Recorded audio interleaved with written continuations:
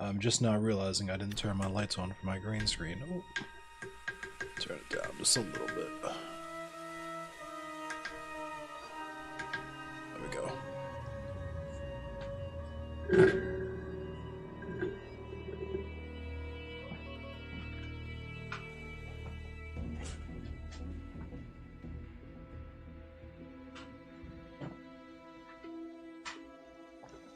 What's up, everyone?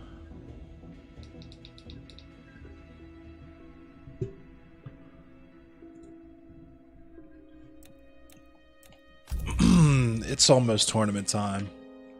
Don't worry, I also got some news, so that is definitely still happening. And of course, you know my slushy game is crazy. What up, Mark? Jax. Sub-Zero. Got some pretty wild news because I got the news from over the weekend as well. Tarkatan War Camp.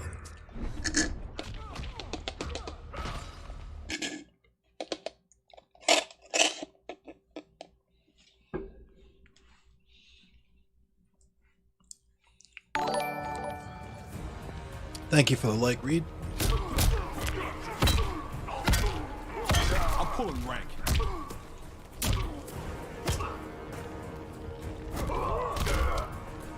Make sure my command grab game is proper.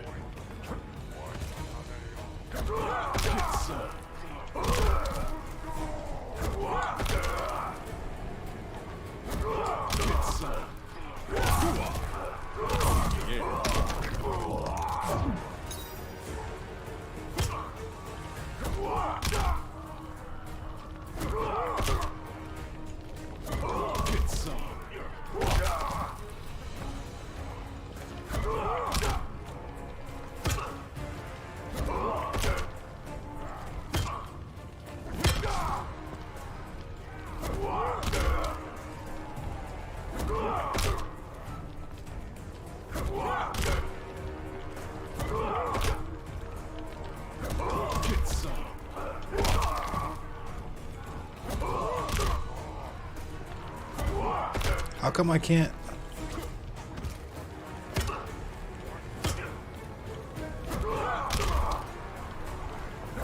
There we go. Of course.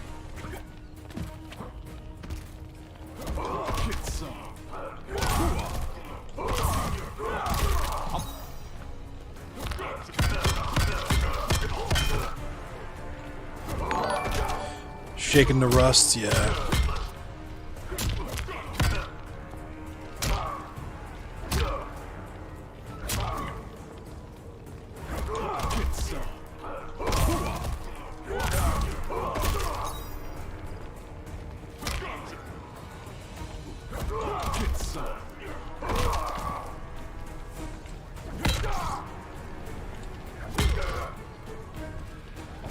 Okay.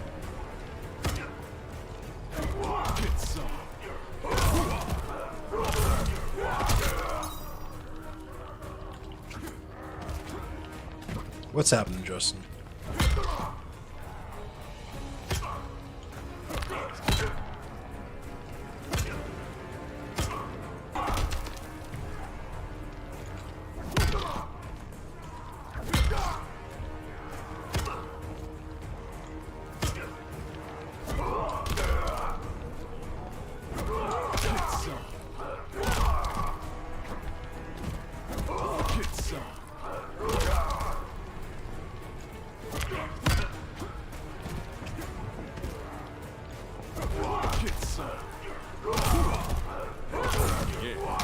There we go. There we go.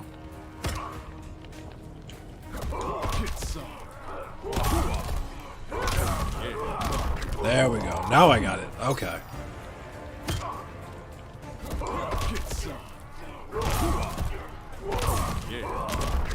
Yes. Now I got it on command. Okay. That's the real command grab. Big.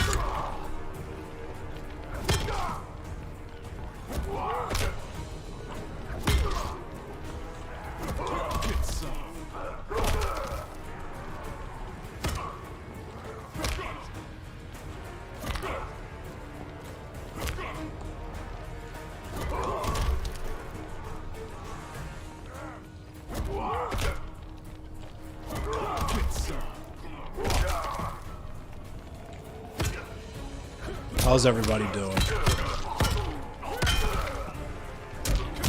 Bing, bing, bing, bonk. I'm pulling rank.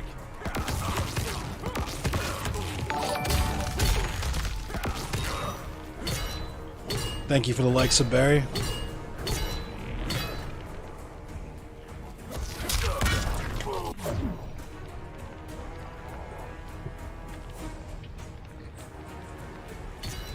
Let me go ahead and, first of all, mute my Facebook tab, but also share my stream in my personal.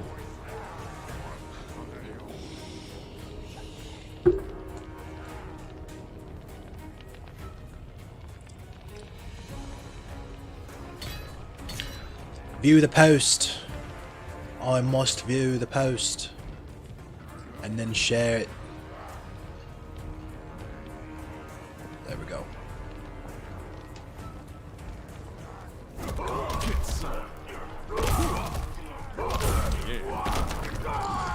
Alright, I think I can fire that off pretty reliably. Someone very handsome just shared the stream.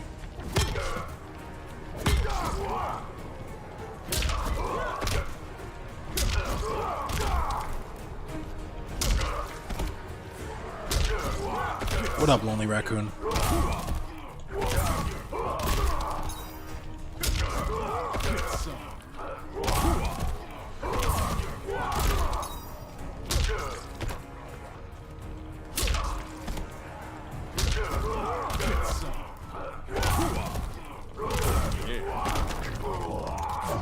That's like 40%. That is a lot.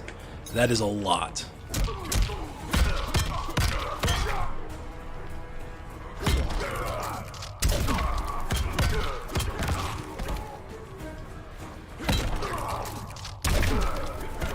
Ah, I botched that one.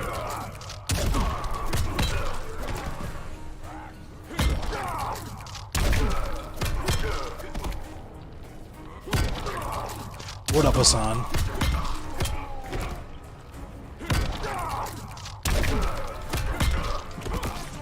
Watch that one.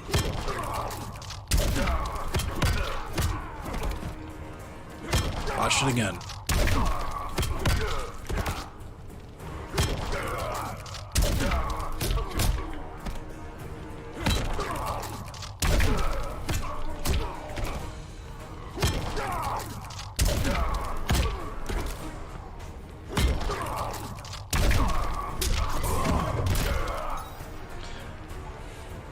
Just getting this practice in. First tournament matches in 5 minutes. Ooh, I almost got it that time. Oh, I didn't have enough heat, I guess.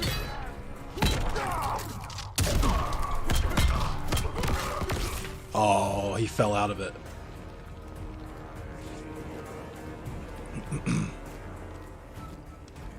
I'm gonna see if I can at least land that in the corner.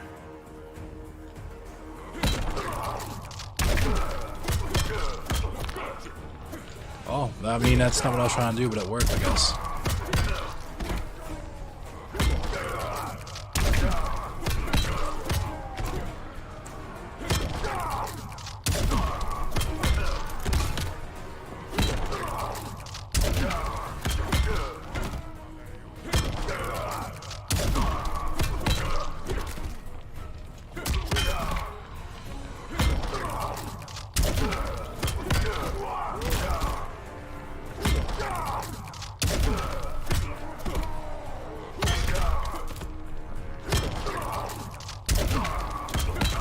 What up, Josh? Long time no see.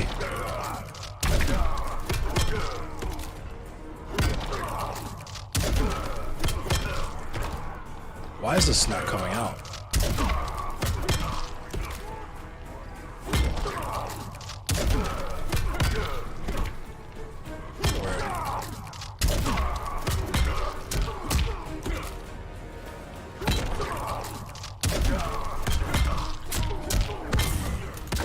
That's a nice combo right there. I think I'm gonna do that. That's a nice combo.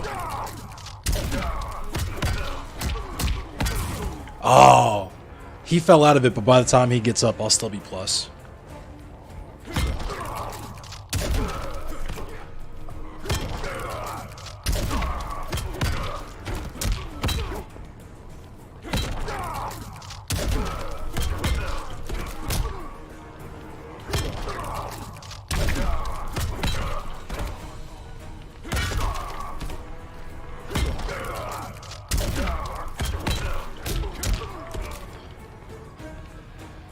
Hey, thanks, Josh. Yeah, I stream 5 nights a week. Like, my regular time on weeknights is 10 p.m. Eastern Standard Time, like New York time.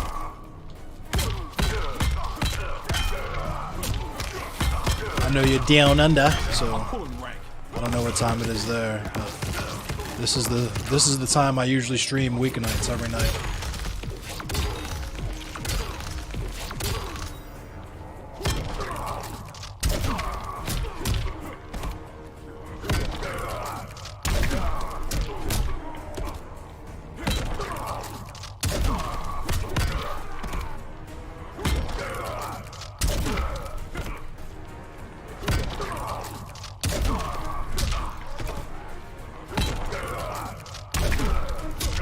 Oh, that missed? Come on.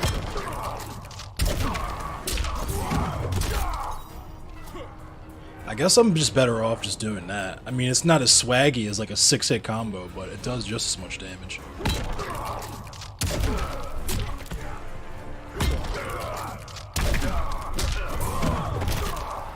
Yeah, that does a pretty good amount.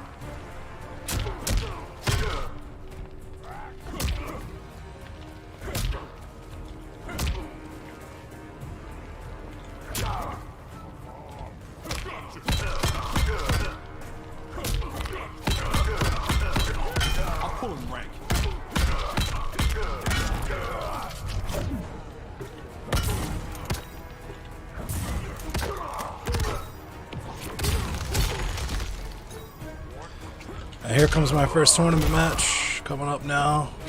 Should be any second.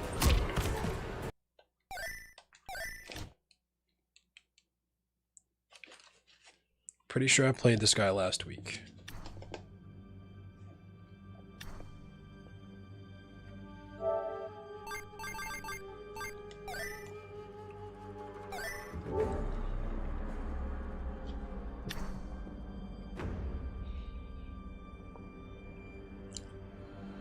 Heated arms is so annoying. Yeah, it's pretty busted.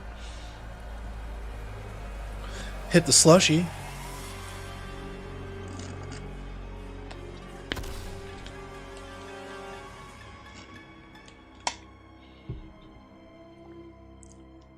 I think this is that Sundell I lost to last week.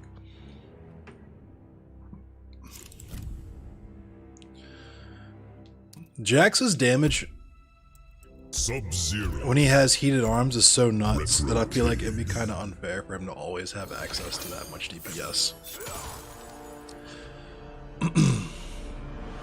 Like, it kind of...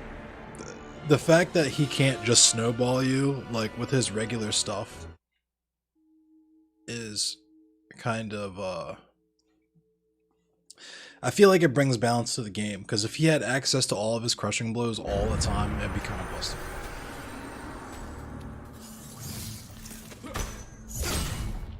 You trust technology. Why wouldn't I, Sub-Zero? The Cyber Initiative. Round 1. Fight.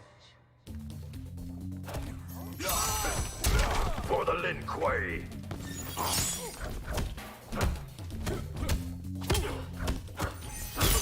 Oh, come on.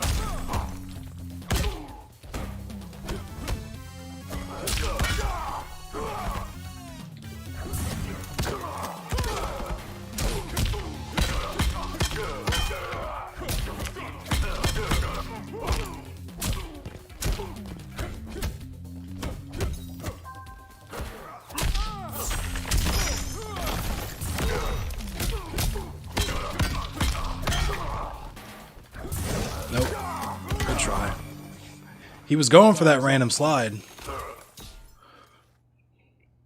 Round 2. Fight.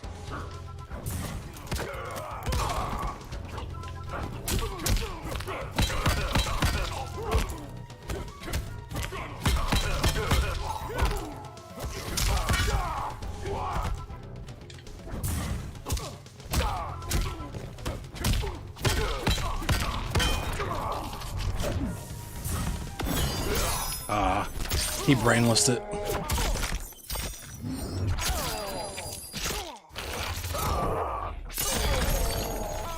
Snowed under.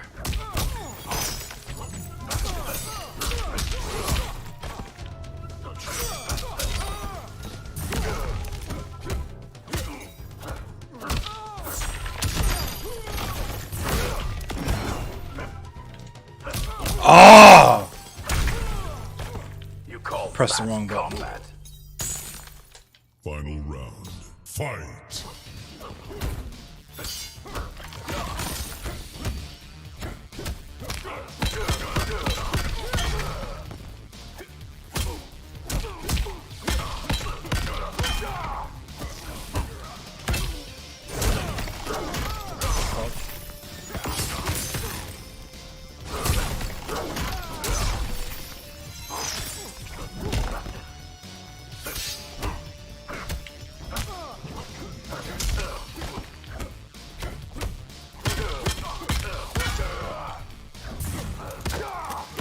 Shut up, I'm coming.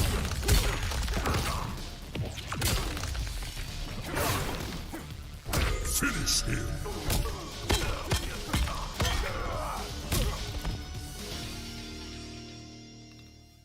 Jax First round. wins.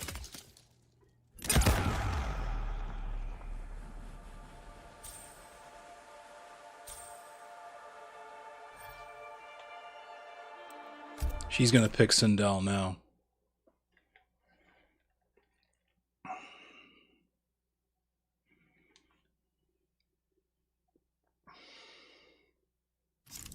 Yo, what's up, Jenna?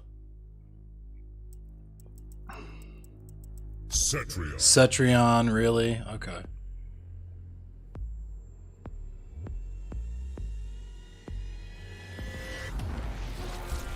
Kronika's Keep.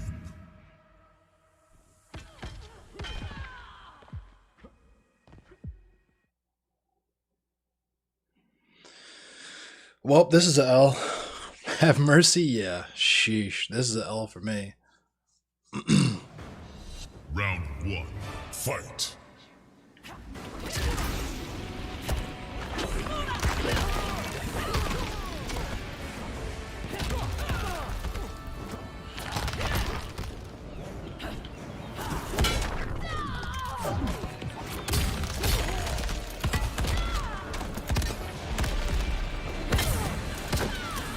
Go get my shit.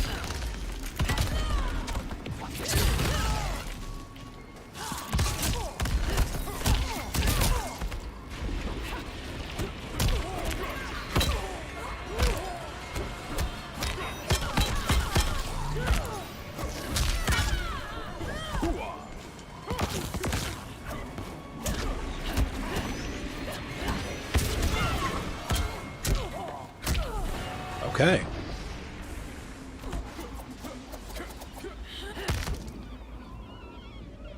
Round 2. Fight.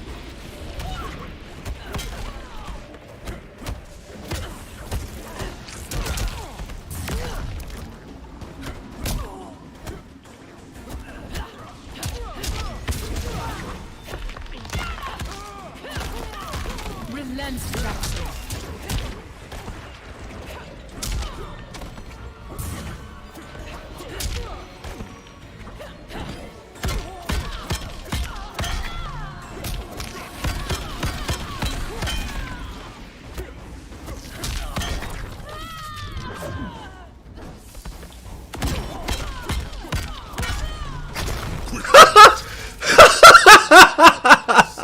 Jax. That's a W!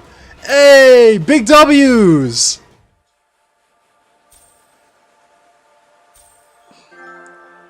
Big W's! Let's go. Let's go.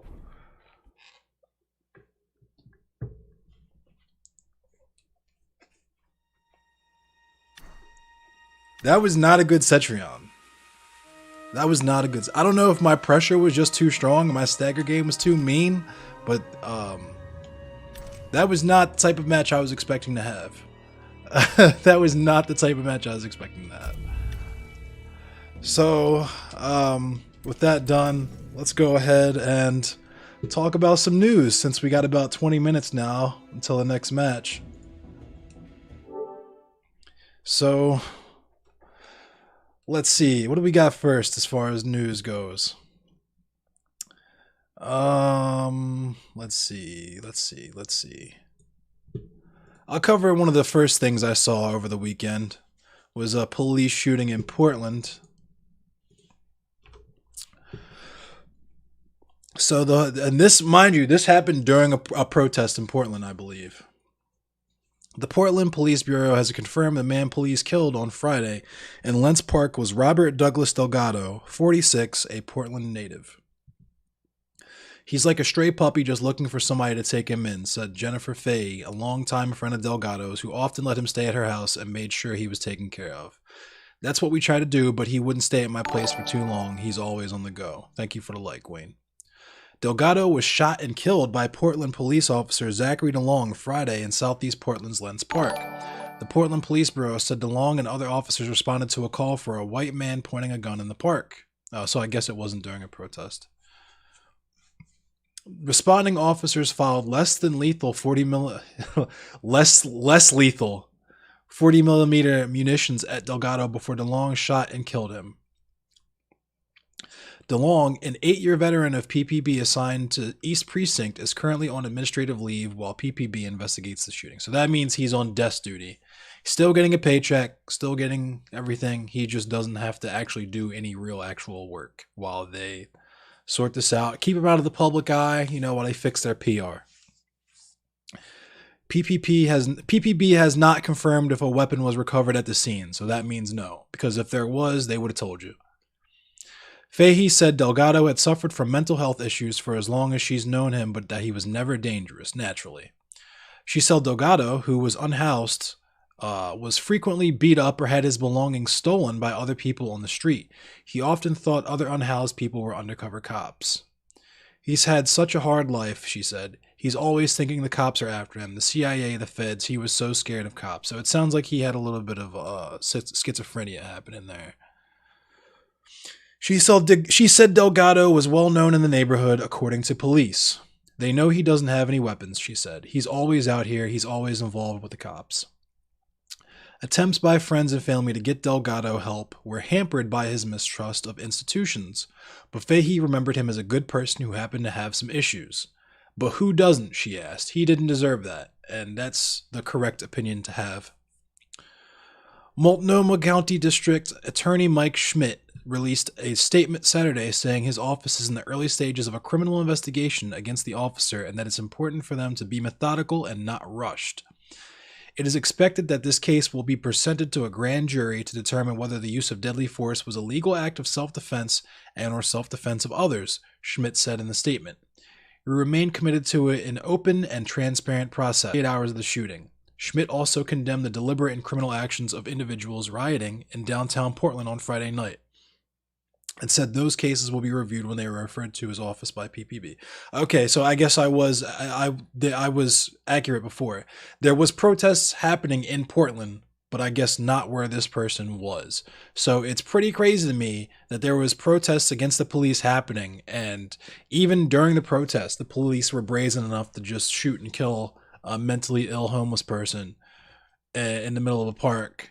You know what I mean? And naturally, they got to condemn the protest as violent, looting, rioting, whatever, because that's what the police do. They instigate and then make shit up after the fact.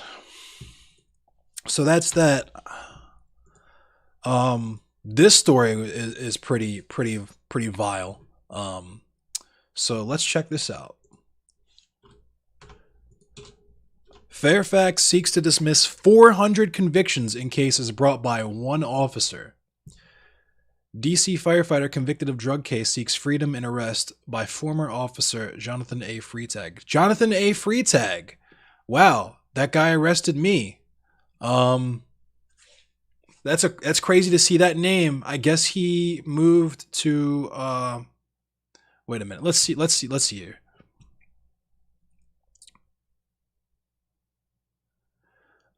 This might not be the same person. Fairfax County prosecutors are moving to throw out more than 400 criminal convictions based on the testimony or work of a former patrol officer who is accused of stealing drugs from the police property room, planting drugs on innocent people, and stopping motorists without legal basis, court filings show. In a hearing Friday, a Fairfax judge said he was inclined to vacate felony drug and gun convictions against a former DC firefighter and ordered him released from prison next week after serving nearly 2 years because of the actions of former officer Jonathan A. Freitag. Fairfax police said they began investigating Freitag after receiving a tip about him in July 2019. The police department took him off the streets. Freitag, now 25, okay, so it's not the same person that arrested me. Freitag, now 25, resigned in May 2020 after the FBI had joined Fairfax County in a criminal investigation of him. But even after the Washington Post first reported the allegations against Freitag in June 2020, he was hired by the Brevard County Sheriff's Office in Florida in August 2020. The Fairfax Human Resources Department reported to Brevard that the former officer had never been subject to disciplinary action, and there are no disciplinary records in his file, which is crazy. Freitag was fired by the Brevard County Sheriff on April 1st after the Post inquired about his status there. Brevard Sheriff Wayne Ivey then sent a scathing 2-page letter to interim Fairfax Police Chief David M. Rohr, accusing Fairfax of providing misleading representations to our legitimate efforts to investigate Freitag.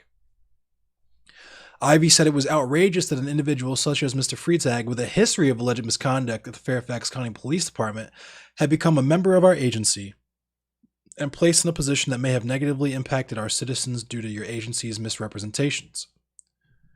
Yeah, it's all that police department's fault. It has nothing to do with the power that police have. It has everything to do with the fact that that one police department lied, right? That's what the problem is here. Amazing.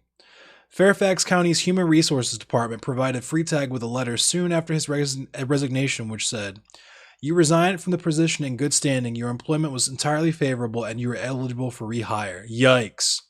And Freitag in turn submitted that to Brevard County, documents released by Brevard Show.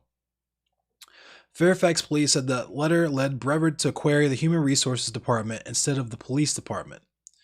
Brevard is now investigating the cases Freitag made during his 7 months there, Sheriff's Office spokesman Todd Goodyear said. Yeah, classic, Jenna, classic.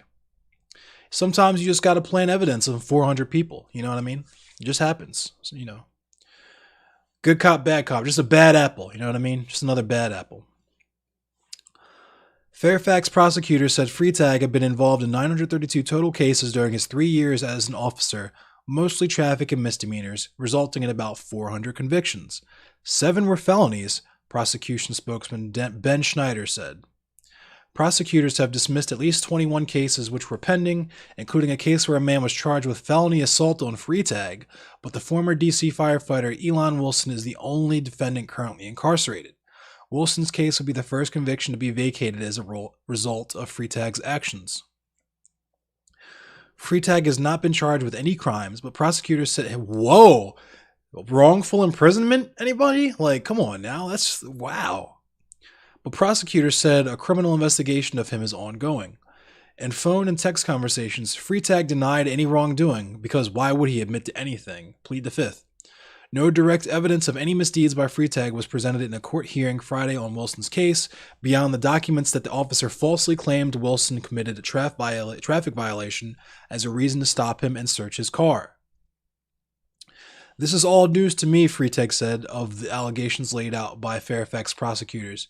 Freitag admitted to falsifying information in police records to police internal affairs investigators and admitted to a third party to engaging in racial profiling in determining which motorists to stop, according to prosecutors.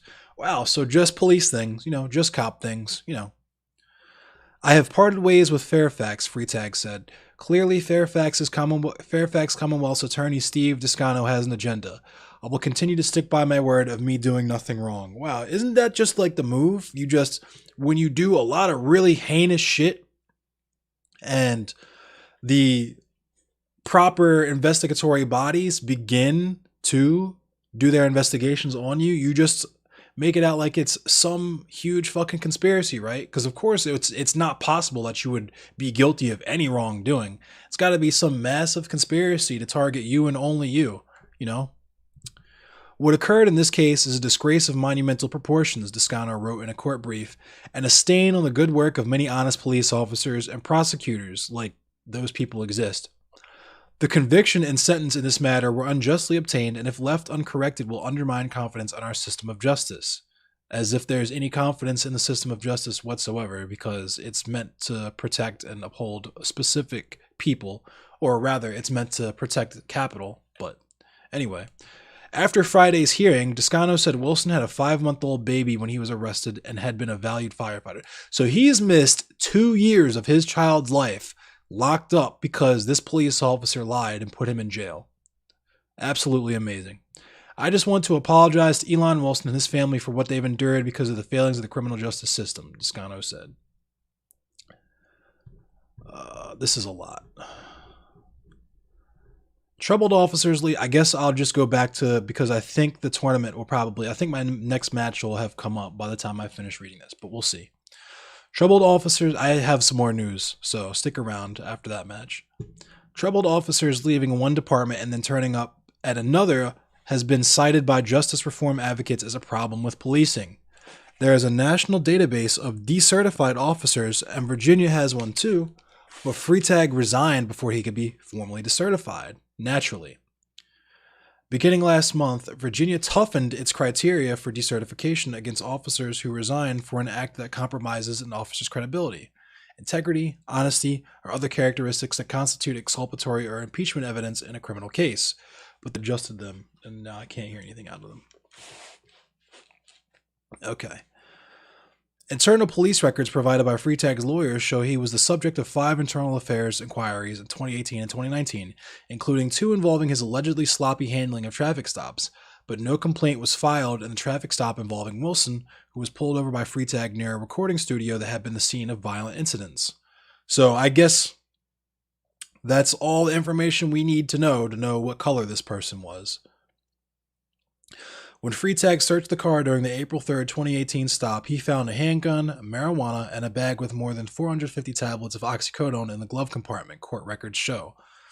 Freitag said and keep in mind, the reason why he's under the radar or under the microscope is because he's been planting evidence and drugs on people. But Freitag said he stopped the car because Wilson had crossed the center line and smelled marijuana as he approached, because of course that's what they all say when they want to search your car. They just say they smelled marijuana.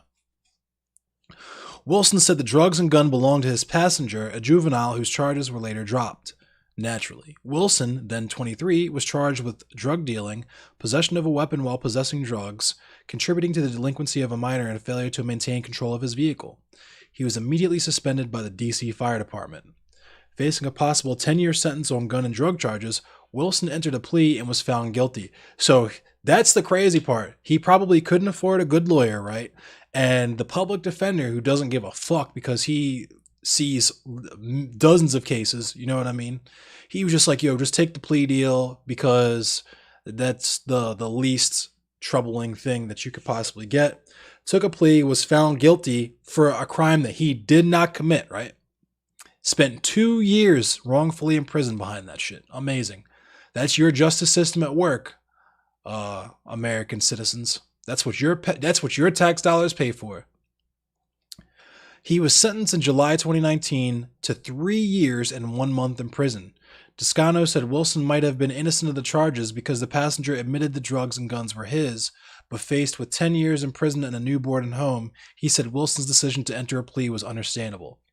That same month, according to police records, a citizen filed a complaint against Freitag alleging multiple acts of misconduct, which aren't specified. As a result of that complaint, Fairfax police opened a second investigation over Freetag's traffic stops and reviewed more than 150 in-car videos of his stops in June and July 2019, showing he had failed to document whom he'd stopped or when he'd searched cars. Of course he had. Unbelievable. He was interviewed by Internal Affairs in September 2019 and acknowledged he primarily conducted pretextual traffic stops and looked for narcotics, guns, any stolen property, and wanted people. The Wilson case from 2018 was not part of this internal investigation. Police then notified Fairfax prosecutors that Freetag was under investigation for lack of truthfulness. Former Chief Deputy Commonwealth's Attorney Casey Lingen said his office then dismissed a number of Freetag's pending cases. Toscano said Lingen should have immediately pursued Wilson's case while Wilson was still in the Fairfax jail and subject to local jurisdiction. Once Wilson was shipped to state prison, undoing his conviction involved more complex legal filings. So of course they waited to do that, of course. Lingen said the investigation into Freetag was in its early stages in the fall of 2019, and he had assistant prosecutors notify defense attorneys, such as Wilson's, that Freetag was being investigated, but no findings had been made against the officer. Lingen said he was told in a meeting with police and the Fairfax County attorney that a full review of all of Freetag's traffic stops was underway, but would take a long time. Lingen said he suggested the FBI be brought in to help parse the massive amount of video and reports generated by Freetag, and they were. Marvin D. Miller, Wilson's attorney, had been told Freetag was under investigation, but nothing more. And wow, of course. That's so crazy. You wouldn't tell the person's attorney that his arresting and charging officer is like literally under investigation for planting off evidence and shit. So in early 2020, after Toscano became the new Fairfax prosecutor, Miller filed a motion seeking information about Freetag, as well he should have. Toscano said this was the first he'd heard of the case. Toscano learned that in a random review of 40 of Freetag's traffic stops, comparing in-car video footage to his police reports, the basis used by the officer to justify the stop, as memorialized in his police report, was untruthful. Moreover, there was a racial component with respect to the drivers that the officer unlawfully stopped, his legal brief states. So he was pulling over black people. Freetag's lawyer, Brandon Shapiro, sharply objected to the racial component allegation, as did Freetag, of course they would. Shapiro supplied a 22-page internal complaint against Freetag to show that race was never mentioned in the charges against him. Wow. The April 2020 police complaint does say, your complete disregard for the law and unethical conduct was clearly identified on multiple occasions. So this is another case of, I never use the N-word, so nothing I do can possibly be racist, right? Miller said the internal affairs investigators interviewed a woman who said Freetag admitted racial motivation in his stops, and Toscano said Freetag had potentially racially biased motive and racially biased impact. They looked at 1,400 stops. When you're looking at the stops, a very clear pattern emerged, of course. Toscano established a team of prosecutors to review the police internal files, both to provide the files to Miller and to shield them from prosecutors who might later prosecute Freetag. Prosecutors may not use statements given to internal affairs investigators in criminal cases. In a brief supporting Wilson's release, Toscano and his deputy Kyle Manikis said the Fairfax police turned over 75 gigabytes of material. Sheesh. The material revealed strong indicia, the prosecutors wrote, that Freetag systematically stopped motorists without a valid legal basis, falsified his police reports, and admitted to a third party to engaging in racial profiling and determining which motorists to stop, and the evidence corroborated this admission. Shapiro said Freetag was asked once by investigators about any racial component to his policing, denied it, and wasn't accused of it by the police. Multiple people accused the officer of planting drugs, Toscano and Manikis wrote. In several cases handled by the officer, narcotics went missing from the property room, including cocaine and marijuana. The officer repeatedly edited police reports in cases where the narcotics went missing, sometimes over 100 times in a single case. No evidence of this has been publicly released. Wow. Freetag, the son of a retired Arlington police officer, started working for Fairfax as a 19-year-old police cadet in 2015, then became an officer in March 2017, soon after he turned 21. In September 2019, he was placed on administrative duty and later filed a grievance for the length of time he had to wait without pay. In April 2020, Freetag's commanders recommended his termination, the internal police report shows. Instead, Freetag's lawyers negotiated a settlement agreement with Fairfax County's attorneys, provided by Shapiro. Freetag agreed he would provide a 2 weeks notice of resignation, and Fairfax agreed that all documents associated with the pending internal affairs investigation against Freetag will remain in the FCPD's internal affairs administrative file and will not be included in Freetag's personnel and/or human resources files. And that makes me think that this is the son of the officer who arrested me and almost got my head blown off for something that's not even illegal anymore, right? Soon after, Freetag sought and obtained a letter from Fairfax County's Human Resources Department on county letterhead dated June 9, 2020, stating that he had resigned from the position in good standing, your employment was entirely favorable, and you were eligible for rehire. The next day, Freetag told the Post in an interview, I was cleared of everything. I resigned on my own terms. IA did an audit of my traffic stops, and I was cleared of any wrongdoing. Yikes. A story reporting that Freetag was being investigated by the police and FBI was published on June 29th, but Brevard County apparently never saw it, Goodyear said. Of course they didn't. In July, Freetag submitted the good standing letter to the Brevard County Sheriff. In August, Brevard Sheriff's personnel investigators contacted the author of the letter in the Human Resources Department, not the police department, and asked for any disciplinary actions or internal affairs investigations, according to Ivy. Brevard was told there was no reason why the applicant should not work for the sheriff's office, Ivy said. Brevard continued to make multiple attempts to secure copies of Freetag's internal affairs file and spoke to members of the Fairfax County Police on multiple occasions. As of today, all attempts of procuring the records have been unsuccessful, Ivy wrote, naturally. Fairfax Police spokesman Anthony Guglielmi said Fairfax Internal Affairs was never contacted by the Brevard County Sheriff. Guglielmi said Fairfax had confirmed that the good standing letter led Brevard investigators to Fairfax's Human Resources Department rather than the police, internal affairs, or personnel units. Guglielmi said in Freetag's police personnel file was an exit interview form which states was not contained within the employee's human resources file, Guglielmi said, and the Brevard County inquiry was not properly forwarded to the police department from the Fairfax County Central Personnel Office when it arrived. We take this matter very seriously and have implemented procedural safeguards to ensure it cannot happen again. A photo of Freetag in a Brevard County squad car was posted on Facebook, leading the Post to ask Fairfax police about Freetag's status. Guglielmi said Fairfax then contacted Brevard County, which promptly fired Freetag, who was still a probationary deputy. A letter to Freetag from the sheriff says, you intentionally provided inaccurate, incomplete, and blatantly deceptive information to our investigators. And that right there is the sound of my next tournament match. Miller filed a motion to have Wilson's conviction thrown out. Miller said video of the traffic stop showed Wilson never crossed the center line and the search of the car was illegal. Toscano and Manicus then filed their motion supporting Wilson. In a hearing Friday, Fairfax Circuit Court Judge Daniel Ortiz asked whether Miller should have seen and challenged the video evidence in 2018, but Miller said he didn't know the video existed and it wasn't turned over to him. He said prosecutors threatened to seek maximum sentences against Wilson if he fought the case with a suppression motion, and his charges already carried a 10-year minimum, so Wilson took the plea deal. And that's the justice system at work right there. American citizens. That is your tax dollars. That is your tax dollars at work. That is your police department and your criminal justice system doing what is intentionally set up and designed to do.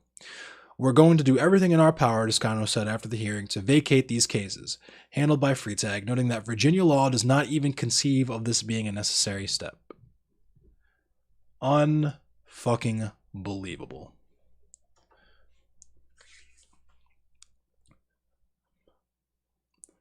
So, once again, I must say, all cops are bastards, abolish the police, and, oh, look who it is. Look who my next match is against.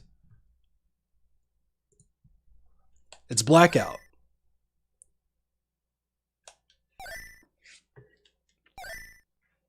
I'll remember his little sweep this time. I'm gonna turn my mic on so I can say what's up to him.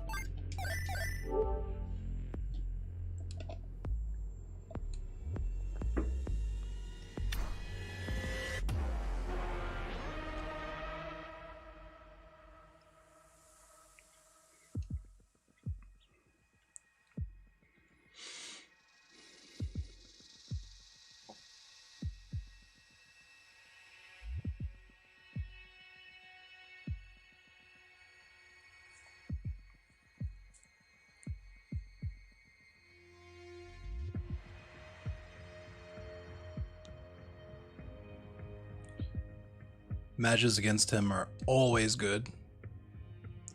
This is a player who got 33rd at EVO.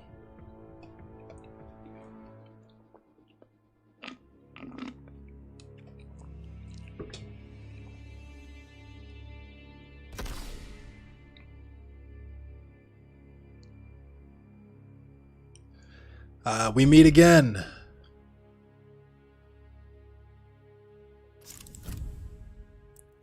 Best of luck, my dude. Aaron Black. Jax. Tournament.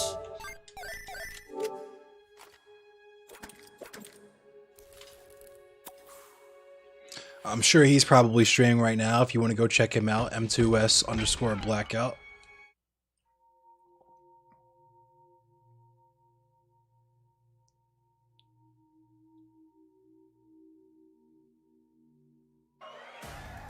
Round 1. Fight!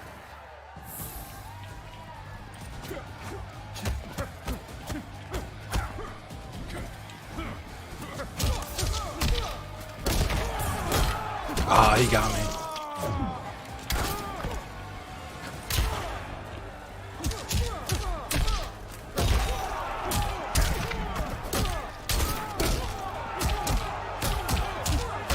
Damn, he flawless me. Got any whiskey?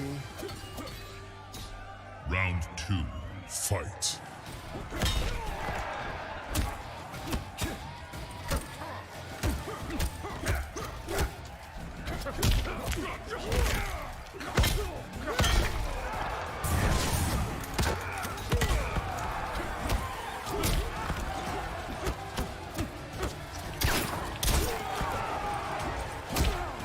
Oh, that anti-air though. This dude is nice.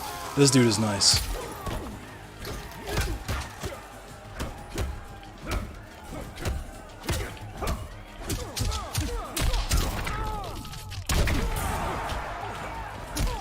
This dude is nice. The sweep, yo, the sweep. I gotta remember that. Oh, my command grab.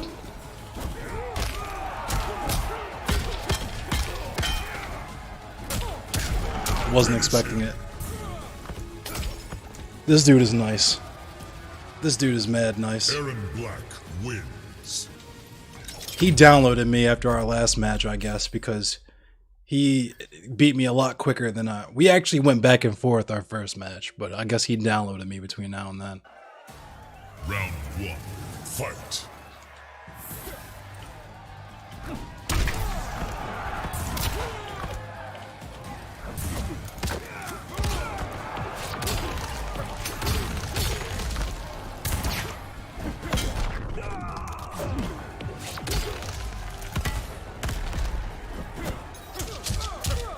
I didn't have any meter.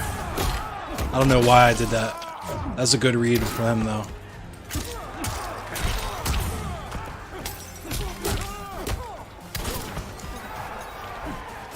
Oh! No tomorrow for you. Round 2. Fight.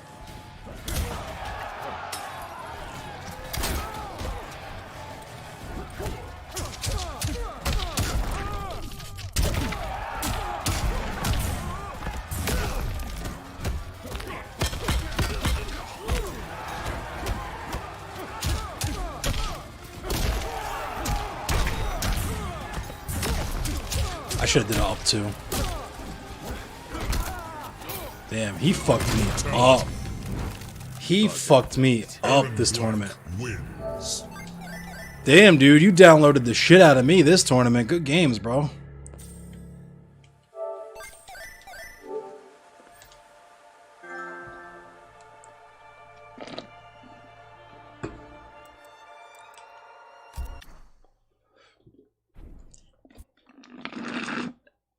My man handed me the swiftest L.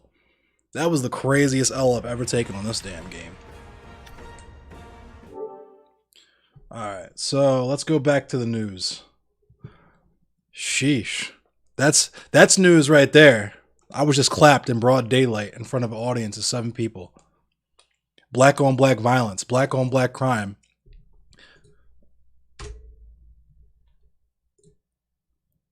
So the news, in keeping with the fuck the police, all cops are bastards, abolish the police theme. And it's at this point, I want to just drop a Black Lives Matter, Black Trans Lives Matter, just to keep everybody salty in the YouTube comments. We're going to talk about the Derek Chauvin trial. Because apparently Maxine Waters' comments could now be grounds for a motion for a mistrial, maybe, which is not good. So let's check that out. Chauvin trial judge says Maxine Waters' confrontational protest remarks could fuel appeal. A defense attorney for Chauvin argued that the Congresswoman's comments were grounds for a mistrial, a motion the judge denied. The judge in Derek Chauvin's murder trial and the death of George Floyd criticized recent comments by Representative Maxine Waters, a Democrat from California, and said her words could be grounds for the defense to appeal a verdict. The Congresswoman, who has long been a lightning rod for criticism from the right, was already facing a torrent of Republican ire for her comments over the weekend urging protesters in Minnesota to get more confrontational if Chauvin is not convicted, with several GOP lawmakers calling for Waters' expulsion from Congress. Of course, they're going to try to paint that as her, like, calling for people to riot naturally when you had a sitting president literally instigate a mob to try to assassinate a sitting vice president and multiple Congress people. But, you know, right-winger's gonna right-wing. Chauvin's lawyer asked the judge to declare a mistrial over Waters' comments, arguing that she had prejudiced the jury. Judge Peter Cale denied the request, but said that Waters' comments were Waters may have given you something on appeal that may result in this whole trial being overturned. Cale said his arguments in the case concluded Monday, and the jury began deliberations. And that right there, see, what I'm going to tell you my thoughts on this in a second, after I read this. Waters appeared at a racial justice protest Saturday night in Brooklyn Center, Minnesota, a suburb not far from where Chauvin's trial is taking place, which has been roiled by protests after a police officer killed 20-year-old Dante Wright last week. We've got to stay on the street and we've got to get more active. We've got to get more confrontational, Waters told reporters when asked what would happen if the Chauvin trial, which is wrapping up this week, ends in acquittal. We've got to make sure that they know that we mean business. Well, which, first of all, when a liberal says that, they mean absolutely nothing, right? There's absolutely no teeth behind any of those things, even if you were going to be construing them as threats, right? But while Republicans call for Waters to be punished for her comments, she is unlikely to face punishment because Democrats control Congress. No, I don't think she should apologize, House Speaker Nancy Pelosi told reporters Monday. Maxine talked about confrontation in the manner of the civil rights movement. Duh. House Republican leader Kevin McCarthy accused Waters of inciting violence, of course, and said if the Democratic majority in the House doesn't do anything to censure her, I will bring action this week. Wow, of course. Of course, they have no comments about Trump's inciting violence on January 6th, but, you know, Maxine Waters is the wrong color and playing for the wrong team. Representative Marjerie Taylor, oh my God, this will be total shit.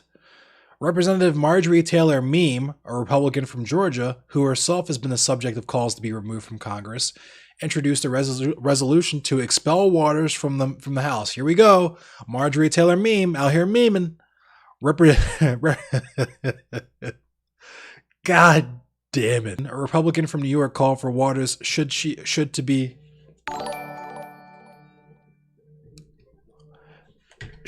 immediately removed from Congress, and other GOP lawmakers called for a sanction to hold her accountable. Thank you for the like, Caroline.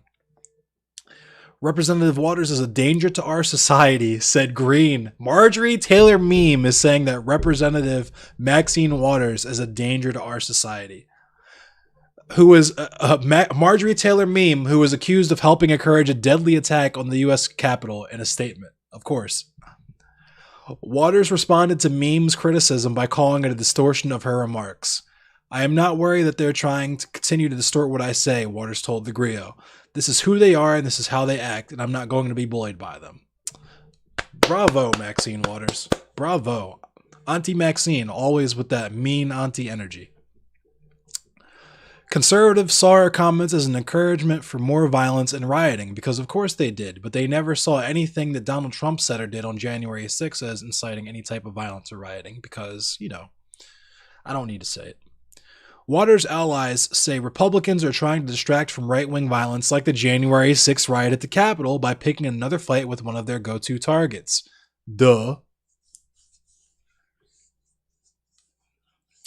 What she said is, don't worry. No spoilers, Big Richard There's a Man, because that's up next in the news. No spoilers.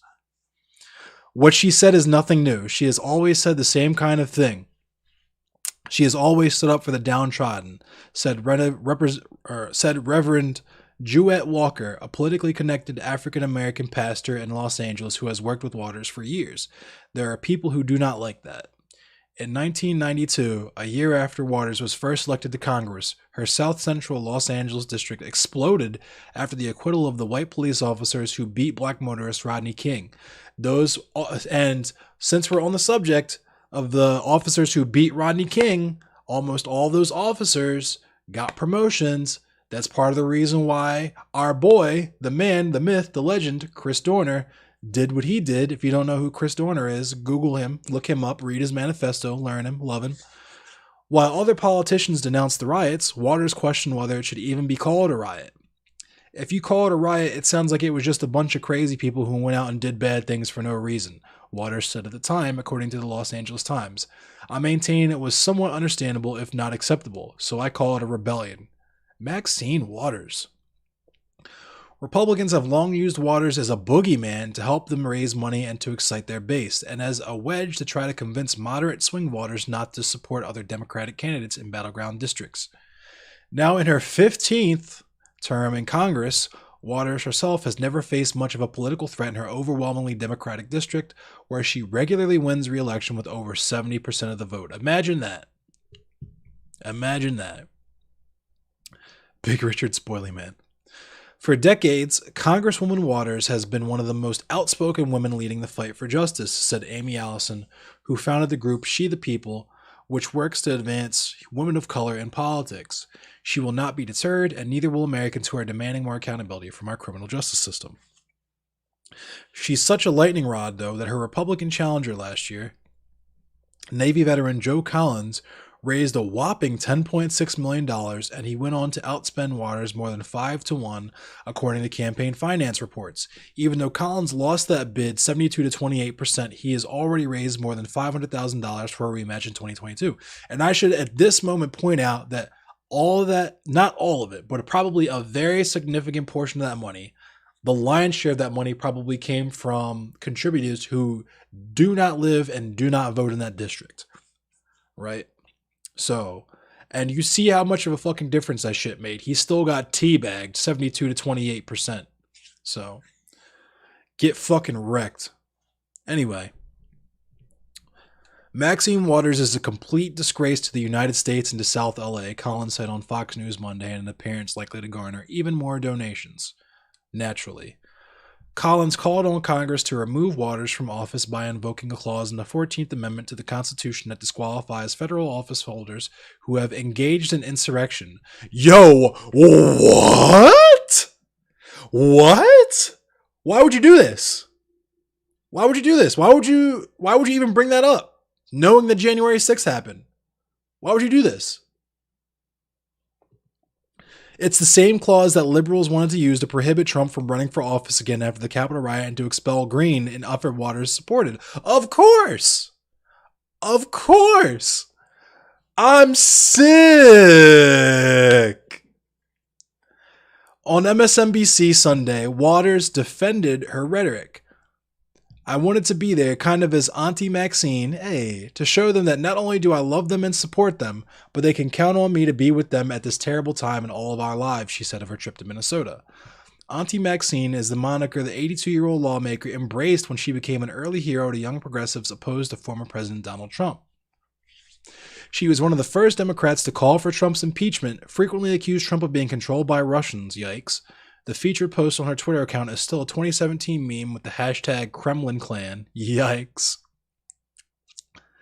And she encouraged supporters to harass Trump officials. I mean, that's low key kind of lit. If you see anybody from the cabinet in a restaurant, in a department store, in a gas station, you get out and you create a crowd and you push back on them and you tell them they're not welcome, she told a crowd in 2018. Her remarks came after criticism of incidents of Trump officials being antagonized in restaurants. So just to kind of test the waters here, just because I'm trying to see something, chat, what do you think sounds like a more significant event? Some politicians getting harassed at their dinner time at fancy reservation only restaurants, or a gallows with a noose being constructed at the Capitol with officers being killed? Which sounds crazier to you? Just leave a comment. That earned her a spot near the top of Trump's enemies list, as the former president frequently railed against the extraordinarily low IQ person in tweets and rally speeches, where audiences loved to boo the congresswoman with whom they were already very familiar from conservative media. So I didn't even realize that when he talks about low IQ people, he's talking about Maxine Waters. Wild. My man Donald Trump just coming straight with the no dog whistle. Just mask off eugenics. Just mask off. Cesar Sayak, the Florida man sentenced to 20 years in prison for mailing pipe bombs to Trump critics, based, sent one to Waters, and her office has repeatedly been targeted. Oh, wait, never mind. Not based. I thought he said Trump officials. Wait a minute. No, that's not based at all. What the fuck? I'm goofy. He's facing 20 years in prison for mailing pipe bombs to Trump critics. What the fuck, man? But of course, Democrats are the ones inciting violence. Very normal. It's a very, very normal thing that happens in a very normal country. Just a regular country. Just last week, she earned blowback from conservatives and applause from the left for telling Representative Jim Jordan, a Republican from Ohio, a staunch Trump ally, to shut your mouth during a committee hearing with Dr. Anthony Fauci, President Joe Biden's chief medical advisor. That's based, though. Just straight telling Republicans from Ohio, fuck him. Yeah, tell him to shut his mouth. Tell him to shut the fuck up. Tell him, cállate la boca. Cállate la pinche boca.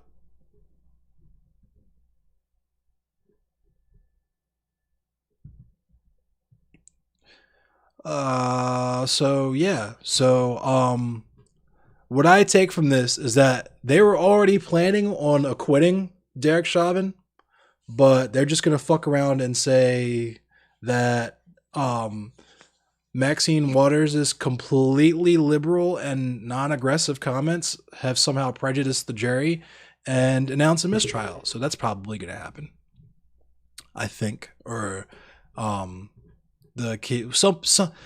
shit is going to happen where Derek Chauvin is not going to go to jail. That's what's about to happen. That's what I would be preparing for were I any of the smart people listening to this right now. But in the event that he does go to jail, cool, awesome. Let me see how short. Okay, so this is short. So I'm going to read this one really quick before my second to last tournament match. No, excuse me. So we got Marjerie Taylor Meme. GOP Representatives Green, Gosar distanced themselves from Anglo-Saxon traditions document. The outline for a New America First caucus included a number of nativist ideas that Democrats have lambasted as racist, because they are. Some Republicans have also condemned the effort, because they should. Two far-right House Republicans linked to a document calling for the protection of Anglo-Saxon, that means white people, political traditions, distanced themselves from what they said was a draft of prescriptions for an America First caucus. Representative Paul Gosar, a Republican from Arizona, said in a Saturday statement that he did not author the document and that he became aware of it only after it was reported by the news media, saying he will continue to work on America First issues in the House Freedom Caucus. Let me be perfectly clear, I did not author this paper, he said. In fact, I first became aware of it by reading about it in the news yesterday like everyone else. In addition, Nick Dyer, a spokesperson for Representative Marjorie Taylor Greene, Republican from Georgia, said in a statement that the document was merely an early planning proposal and nothing was agreed to or approved. When the document surfaced Friday, Dyer assailed dirty backstabbing swamp creatures for sharing it with Punchbowl News, which first reported on its contents and said the effort was linked to Gosar and Green.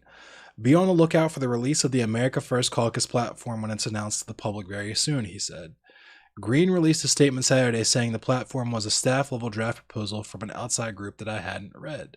You signed off on it, though. Why the fuck would you sign off? First of all, okay, you fucking signed off on it without even reading it. If what you're saying is true, but I think you're fucking lying because you're a piece of shit liar. That's what Republicans do. So you're either a racist piece of shit or a complete fucking dumbass. And mind you, those are not two mutually exclusive categories to be, because you have to be a complete fucking dumbass to be racist.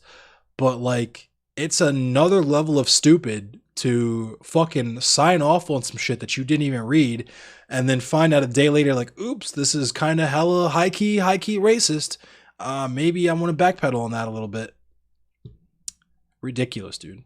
The outline for the new group included a number of nativist ideas that Democrats lambasted as racist, and some Republicans have also condemned the effort.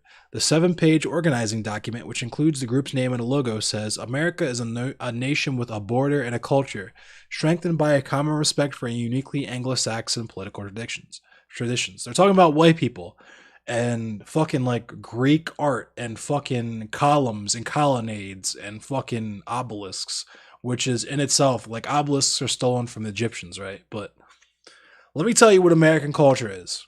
I'm going to tell you what American culture is right now. American culture is a Starbucks down the street from a Starbucks, across the street from a Starbucks, around the corner from a McDonald's with a Starbucks in it. That's what American culture is. That's what this capitalist innovation is, right? It's more ways to fucking trick you into spending money that you don't want to spend on shit that you don't need, that you didn't even want in the first place, just so that you can go into debt to try to prove that you aren't fucking poor to people who don't fucking like you and don't give a fuck about you. That's what American culture is. What's up, John? Long time no see. Good to see you, bro. It adds that societal... and also white supremacy. That's what American culture is. Just say Seattle next time. This American news is too much for me to handle. Yeah, it's pretty nutty out here, bro. I'm going to go back. 5 minutes is my second to last tournament match. So I'm going to go back to the tournament in 5 minutes. George Floyd needs justice. Facts, bro. Facts, bro. It adds that societal trust and political unity are threatened when foreign citizens are imported en masse into a country, particularly without institutional support for assimilation and an expansive welfare state to bail them out should they fail to contribute positively to the country. So basically the same shit that Tucker Carlson was talking about on his program, where he just straight up went mask off and damn near recited the 14 words on national television. The document backs new infrastructure projects so long as they are in keeping with the progeny of European architecture, whereby public infrastructure must be utilitarian as well as stunningly, classically beautiful, befitting a raw power and source of freedom. Talking about anti-homeless architecture also. They're talking about fucking like putting spikes on park benches so you can't lay on them and goofy shit like that. Soon after the document was released Friday, Representative Louis Gohmert, a Republican from Texas, told reporters that he was considering joining the group. So this was already after the document was released. He told people he was going to join the group and confirmed Green's involvement with it, adding, however, that he had not seen the language about Anglo-Saxon traditions, which is bullshit. They thought that they were going to get away with this shit, and they didn't. People called him out on it, so. It's not supposed to be about race at all. Bullshit, he said. We're stronger as diversified, but there are some things that help make us strong. Slavery nearly destroyed us. What are you talking about, my guy? The entire slavery built this country so much that they never even abolished it. They just reformed it and made it reserved for punishment for federal crimes. 13th Amendment, if you don't know what I'm talking about. Hit it up on Wikipedia. You'll learn. Watch a documentary on Netflix called 13th. Or, failing that, read a book called The New Jim Crow. And you'll know everything you know about slavery, from the black codes to Jim Crow to the modern day prison industrial complex as we know it.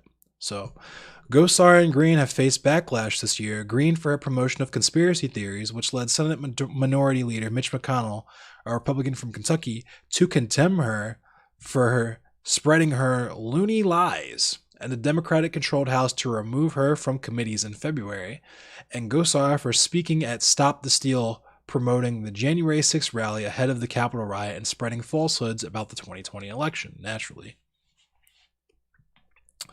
Among the Republicans who pushed back against the platform were Representative Liz Cheney of Wyoming, who tweeted that Republicans teach our children the values of tolerance, decency, and moral courage, which is the opposite of the truth. One might be inclined to call that a fucking lie. Racism, nativism, and anti-Semitism are evil, she continued. If they were so evil, they would not be the basis of the majority of the GOP's legislation. History teaches we all have an obligation to confront and reject such malicious hate. And that's why we took all the Nazi scientists after World War II in what's called Operation Paperclip. If you don't know about that, Google that. Speaking Sunday on NBC's Meet the Press, former House Speaker John Boehner, a Republican, I know that's not his name, but I'm going to call him that, a Republican from Ohio, blasted the so-called American First Caucus as one of the nuttiest things I've ever seen. Listen, America is a land of immigration. If you want to call slavery immigration, you would be wrong, and one might be inclined to call you a fucking liar, but we'll continue. We've been the world's giant melting pot for 250 years, and we ought to celebrate the fact that we are this giant melting pot. And to see some members of Congress go off and start this America First caucus, it's the silliest thing I've ever seen, and Republicans need to denounce it. But they're not going to, because it's the most Republican-y, American shit that's ever been American on the country that we now know as America. So, there goes my tournament match. Let's go ahead and get into that. Let's fighting loud. Boner is such a fucking douche factory? Oh yeah, of course. Of course he is. Let's get into this tournament match though.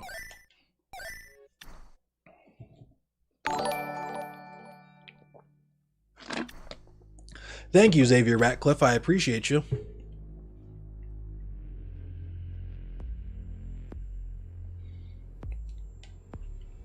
Sip the slushy.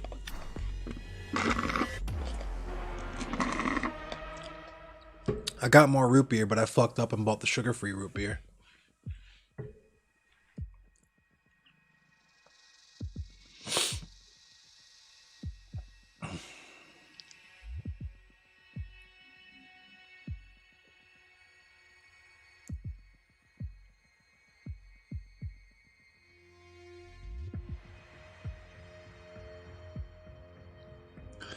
But yeah, Princess Jasmine, I'm also very, very excited for the Mortal Kombat movie that's coming up.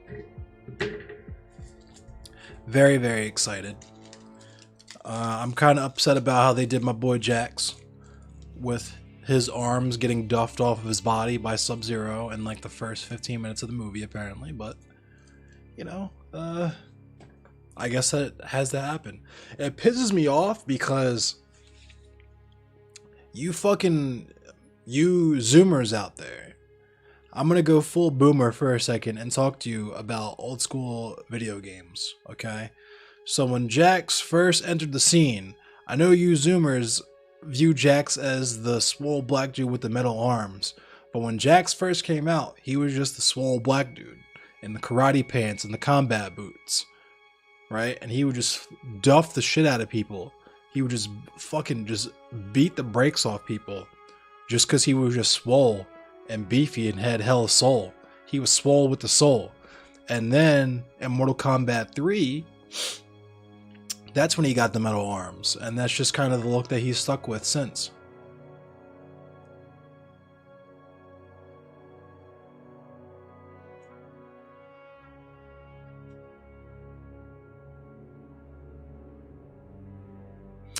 But, yeah. It's tournament time. This person is taking forever to join the match, I guess.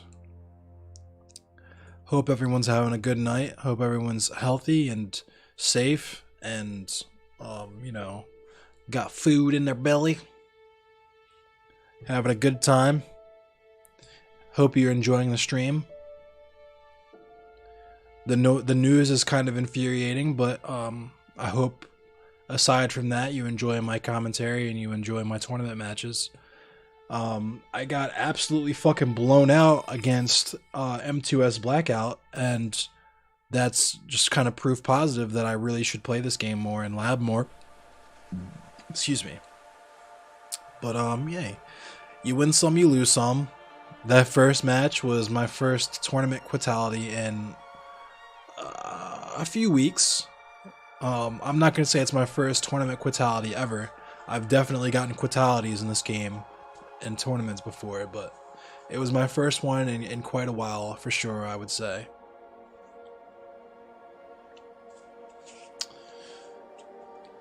Shout out to Jenna Evans, shout out to John Vidal, shout out to Big Richard Lizardman, shout out to Fade Runner, shout out Princess Jasmine.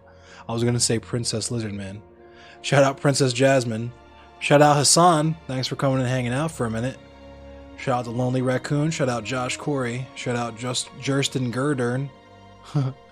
Shout out Mark Senkus, shout out all my viewers and people participating in chat.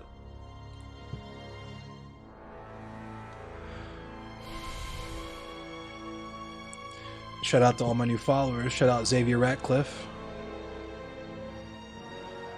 And Zuni Beef.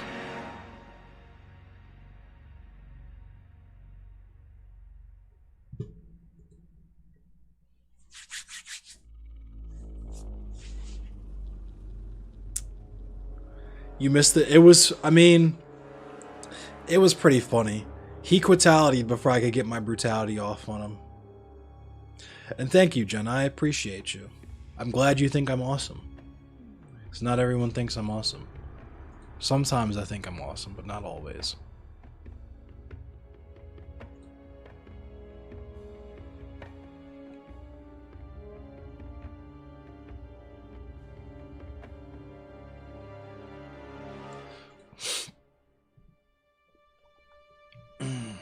This person is taking their sweet time getting into this match.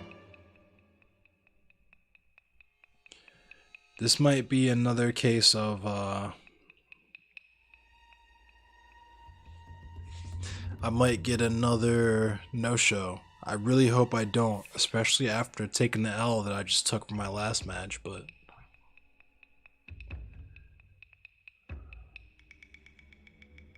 I'm probably also going to end the stream a little bit early tonight. I'm going to end at 11:30 because I have to go into work an hour early in the morning for even more forklift memes. So we'll see how that goes.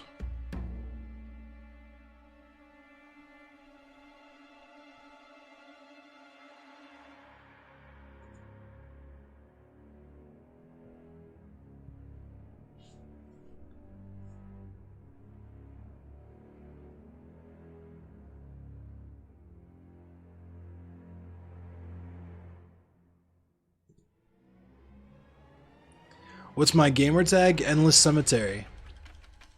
It's just Endless Cemetery, Xavier.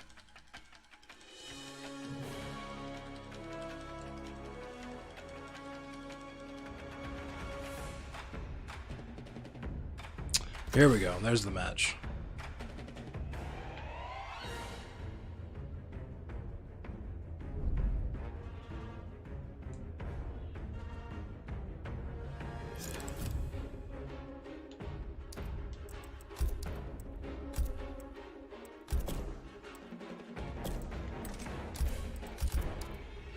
Kung Lao.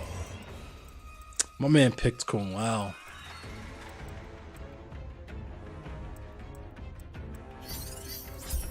Deadpool.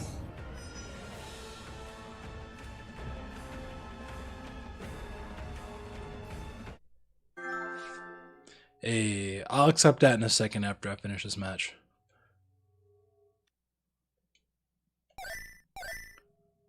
Yeah, I'm not gonna be able to accept it in time.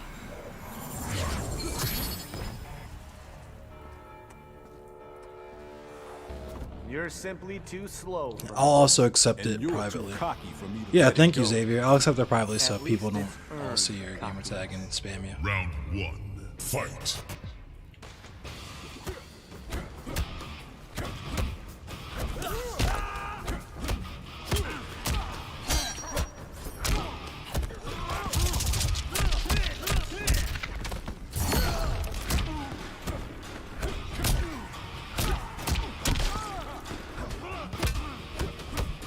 Oh, you gotta be fucking kidding me.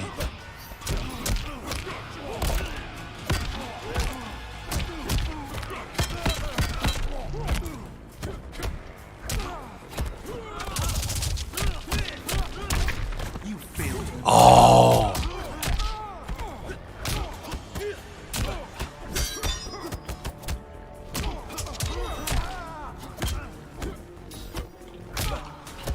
This fucking kid is trash.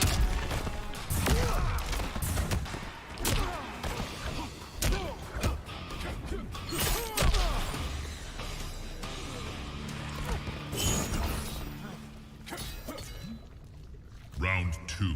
Fight.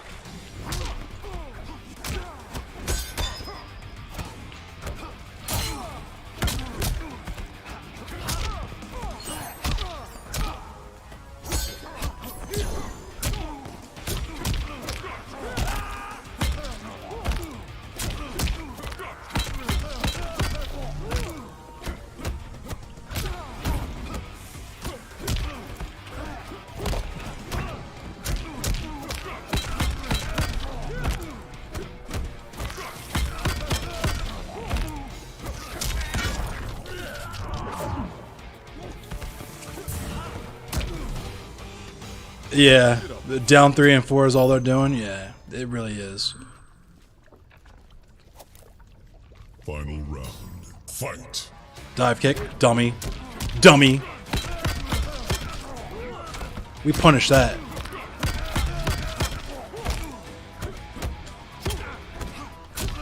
Dummy. Go ahead, wake up attack, wake up attack.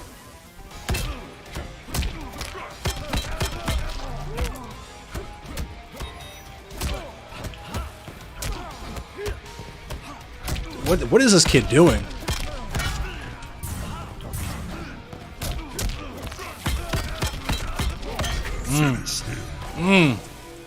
Do something different. Do something different. Jax wins. Jax wins. You know what time it is. Do something different. Pick somebody else. All that down 3 and it's not gonna help you. Do something different. The bonkulator. The bonkulator. It's time for the bonkulator. It's time for the bonkulator. It's time for the bonkulator. Fight. Oh shit. Go ahead.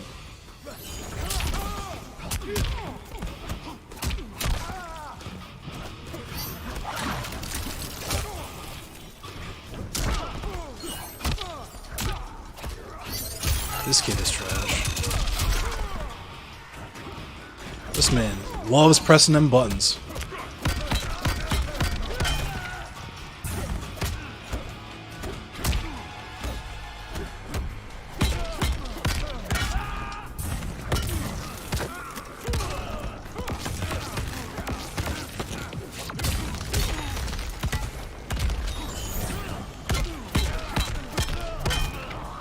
Oh, what a scrub. I should have known he was going to brainless that, though.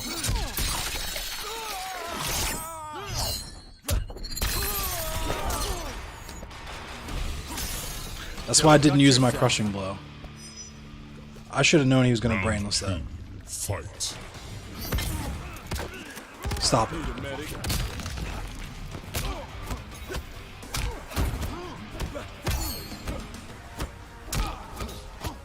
Stop it.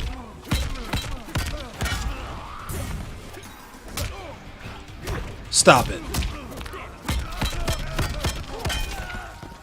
Stop it.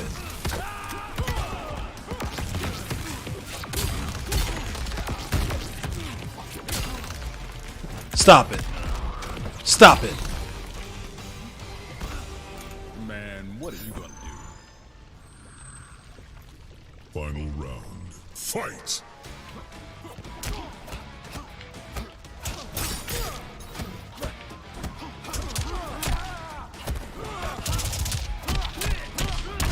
Razor sharp.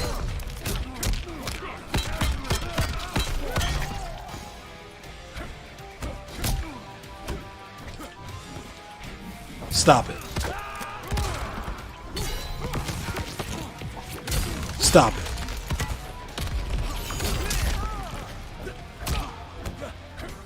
Stop it.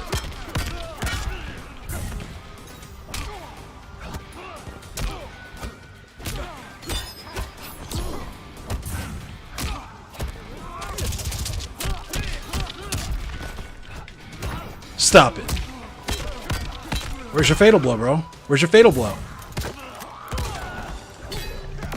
Yeah, that's what I thought. That's what I thought. Brutalis Jax wins. Jax wins. Gets stepped on.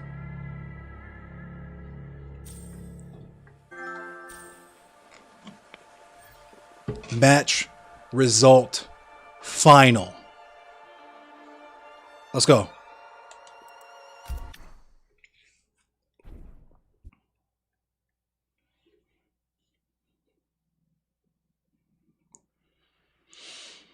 And now it's time for some more news. So let's look at the news. Because you already know how it gets down.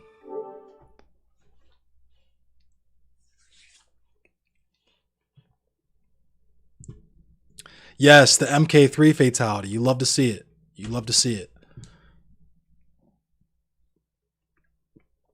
Had a huge cap and he died kissing the boot. Yeah, he's licking the boot. He's a real Republican. My man died a bootlicker. You hate to see it. So let's, for our last bit of news, it's for some lulz. We already read some news about Marjerie Taylor Meme. Let's read about our good friend who likes the 17-year-old women, air quotes, our boy Matt Gaetz. Let's see what's up with Matt Gaetz and why he's back in the news, since he seems to be in the news every 36 fucking hours. So, Matt Gaetz' ex-girlfriend feared alleged sex trafficking victim taped call for the feds. Ooh, she's afraid the feds got her line tapped. Oh shit. Meme Gaetz. So Matt Gaetz' former girlfriend has told friends she's worried that the woman who is key to the federal government's sex crimes investigation tried to get her to incriminate the Florida lawmaker on a recorded call. Yikes.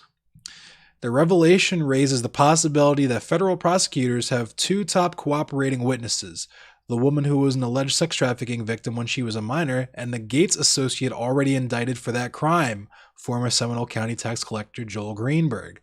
Yikes, so my man's getting snitched on from two different... My man's getting sandwiched like Mia Khalifa. Oh, boy. Until now, there were signs that the alleged sex trafficking victim was not cooperating with federal authorities. In August, prior to Greenberg's sex trafficking indictment, Greenberg said in a WhatsApp chat with another friend that he was paying for her attorney at the time and that she was resistant to cooperating with investigators. Gaetz' former girlfriend has played a bit role in the unfolding public drama. She is a woman who sent the lawmaker a nude video of her performing a hula hoop dance that he showed to other members of Congress. My man Matt Gaetz is out here sharing the nudes. What a fucking scumbag. But two of her friends, who declined to be identified publicly because of the sensational nature of the case, say she now suspects she was being set up when the alleged victim and another woman involved in the case called her to discuss the lawmaker and what she fears might have been a recorded conference call. The call took place sometime after Greenberg was indicted for the sex crime in August. And I should tell everyone right now that depending on what state you're in, recording phone calls, as long as you know that the phone call is being recorded, is not a crime. The law only requires one party to be aware that the phone call is being recorded. The friends did not provide details about exactly what was discussed, but one recounted that Gaetz' ex-girlfriend said she was opposed to talking to authorities and is now worried that prosecutors might try to charge her with obstructing justice in order to get to Gaetz. Yikes. Why would you, if you weren't obstructing justice, why would you be afraid you would be charged with obstructing justice? I don't know. Tim Jansen, an attorney for Gaetz' former girlfriend, declined to comment about his client. Greenberg's lawyer, Fritz Scheller, also declined to talk. I mean, they shouldn't. Gaetz has strongly denied allegations he engaged in any sex crimes. The three women on the call were all present on a September 2018 trip to the Bahamas that authorities think may shed light on the allegations against Gaetz. Also present on that trip, Gaetz and two other Florida Republican political players, former Orlando Area Aviation Authority member and Governor Ron DeSantis fundraiser Jason Perazzolo, and former State Representative Halsey Beshears. Of course. Politico is withholding the names of the woman who went to the Bahamas, including his ex-girlfriend, because of the sensitive nature of the case and the allegations that while there, some of the women engaged in prostitution. So yeah, of course. Politico not snitching, respectable. Politico following the no snitching law. As the investigation intensified this winter, Beshears abruptly resigned in January as Florida Department of Business and Professional Regulation Secretary, a post that made him the state's top business regulator, noting he had contracted COVID-19, of course. About that time, federal authorities seized the iPhones of Gaetz and his former girlfriend. Federal authorities are examining the Bahamas trip to see if it violated the Mann Act, which forbids transporting people across state lines to engage in prostitution. One woman on the trip told Politico that no one engaged in prostitution. The alleged victim in the sex trafficking case had turned 18 almost 9 months before the Bahamas trip, but Gaetz has acknowledged he's the subject of a federal investigation into whether he had improper involvement with her as a 17-year-old. A source familiar with the investigation wouldn't say whether the alleged victim was cooperating with authorities, but when asked if she has been talking for months with the federal government, the source said 100%. While the alleged sex trafficking victim is key to the case against Greenberg and the allegations against Gaetz, the lawmaker's ex-girlfriend could play a pivotal role in the investigation of the trip as well as other related controversies. Gaetz was criticized for allegedly showing the hula hoop video to congressional colleagues, and he was also accused of engaging in revenge porn against his former girlfriend. Yikes. Matt Gaetz just being a regular textbook fucking scumbag. But two of her friends say the woman, in her early 20s, did not object to him showing it to friends, provided he didn't send it to others or post it on social media, because she was proud of her appearance and performance. Okay. This is the best I will ever look in my life, a friend who saw the video recalled her saying. That's how she is. It's not revenge porn. I guess. Excuse me, I must be allergic to bullshit. The former girlfriend first met Gaetz while she attended college in the Orlando area in 2017. Greenberg, who established contact with her on Seeking Arrangement website, a dating website that connects women with so-called sugar daddies, made a connection. Soon after, she began dating Gaetz, although the relationship was not exclusive, friends said. Gaetz later got her a job interning in the office of another Republican member of Congress, but that member let her go when it was discovered she was a Democrat, according to Democratic Representative Darren Soto of Orlando, who promptly hired her when Gaetz told him of the matter. Yikes. Soto, who was not involved in the investigation, would not name the Republican lawmaker or comment about the case, but he said the woman was a hard worker in his office and that he had no complaints about her other than some inquiries about whether Gaetz' relationship with the intern was inappropriate. We wanted to protect her privacy from the media. She was just an intern, Soto said. I'll also say she was fired by a Republican for being a Democrat. I found it offensive that she was fired for her political beliefs, which is kind of wild. I will say that. Thank you, Xavier. Gaetz and the ex-girlfriend continued to date until well after the Bahamas trip in 2018. Friends said the two remained on good terms, although she was a source of friction between the lawmaker and Beshears. Beshears had apparently been taking her out on dates in Tallahassee, including a trip to the Florida State University President's Skybox at Doak Campbell Stadium, mutual friends said. Uh-oh. Gaetz was mad. He got his girl stolen. Oh no. At the time, Beshears had recently been left by another girlfriend after she learned about the Bahamas trip. Beshears, then a state legislator, had flown several of the women on his private plane, which was briefly detained by U.S. Customs upon its return to Florida for questioning about the ages of several of the young women on the trip. Yikes. Here was Halsey with 3 young women who could have been his daughters, and a customs agent was like, "Whoa, what's going on here?" said a source who was familiar with the incident. Speaking to the partying group and the drama surrounding them, a different mutual friend said, "Tallahassee is like high school, but no one ever graduates." Yikes. So that's pretty fucking cringe. That is pretty fucking cringe. At the very least, to say the absolute least.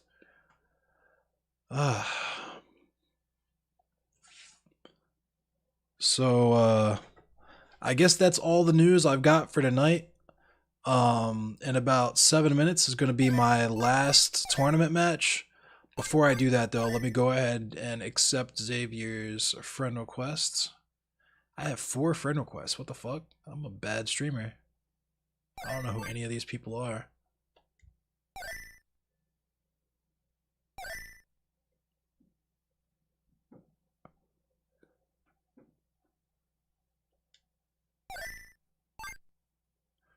Yo, what up, numbers guy?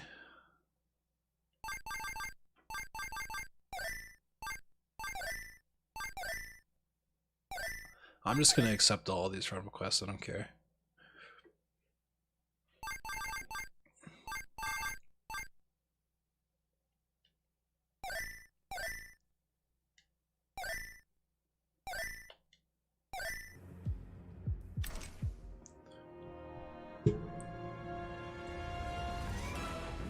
Whoops. Let me put this joint back when I'm at the MK. Right on, numbers guy. Big numbers. Big numbers. Prime numbers. Numbers prime.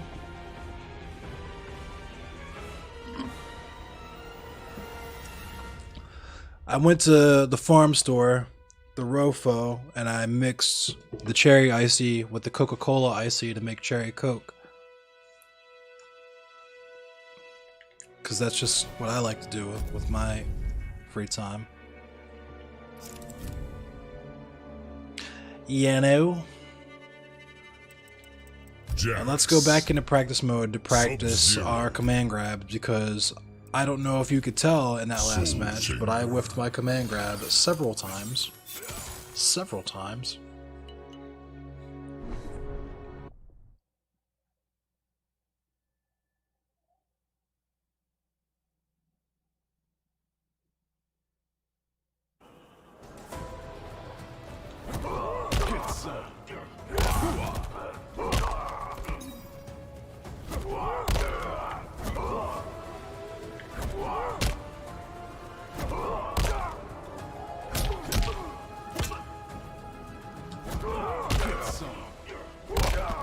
Making tea in the morning? Yeah, that's cool. I wake up early enough before leaving that I could probably make a nice cup of gyokuro, but I haven't bought tea in a little while.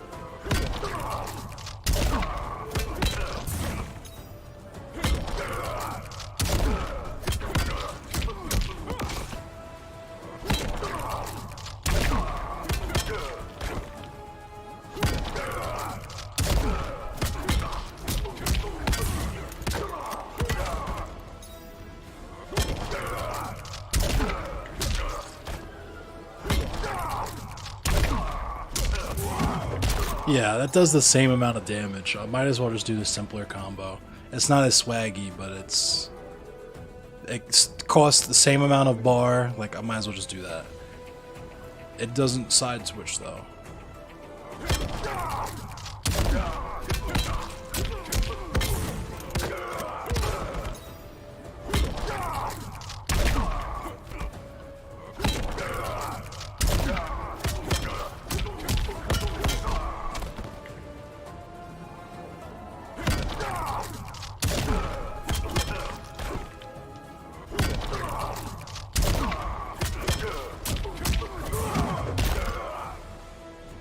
I don't get how that does the same amount of damage as, I don't know. Weird. It has more hits, but has the same amount of damage.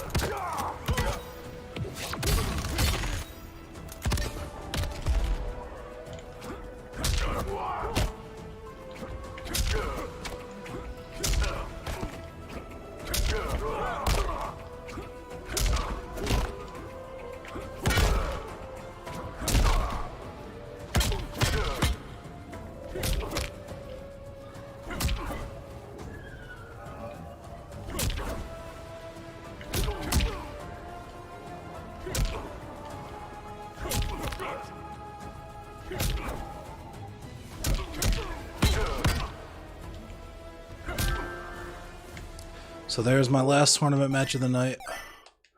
And then we'll take a peek what my standings are. Duskbraid.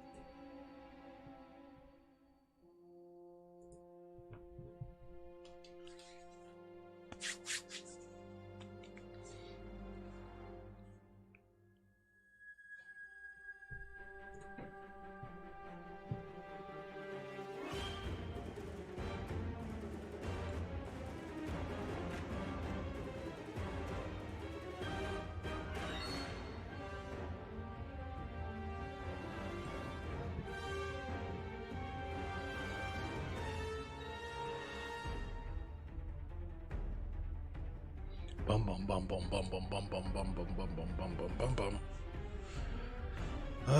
It's been a pretty good stream. I appreciate you all. Thanks everyone for coming through.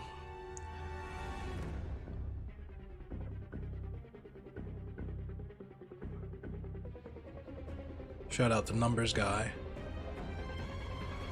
What up, Teabag?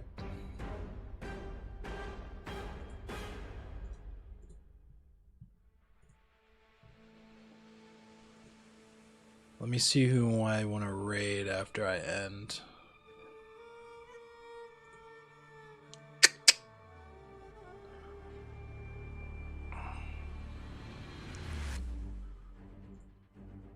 Ba-da-dum, ba-da-dum, ba-da-dum, ba-da-dum. Yo, what up, Kuma?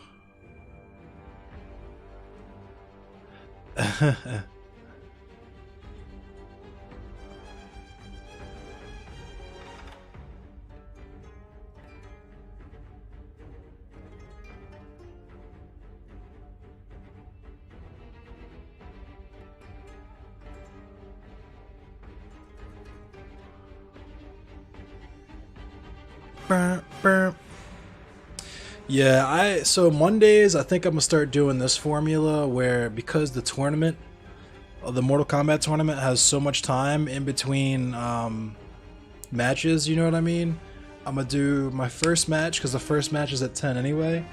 Start the stream off with a match, finish the match, then do news, and then just boom, just do match news, match news, and make like a layer cake on Mondays, you know what I mean? And then the rest of the week continue with my news at 10, and then afterward stream games and memes.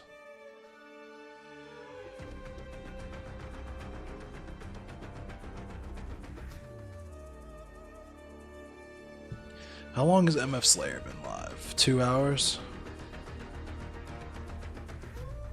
We can raid MF Slayer after the stream. Love the format. Thank you, Jenna. I appreciate you.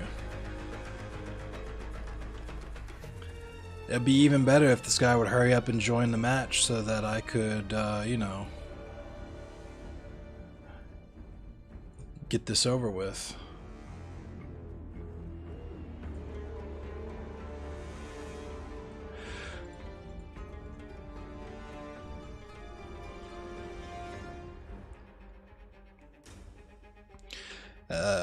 Slayer for the win, yeah. ASMR Slayer is his real name.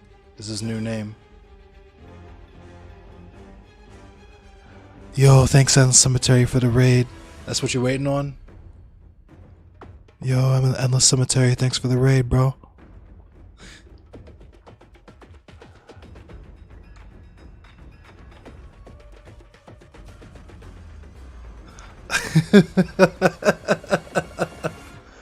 Yo, Endless Cemetery, thanks for the raid.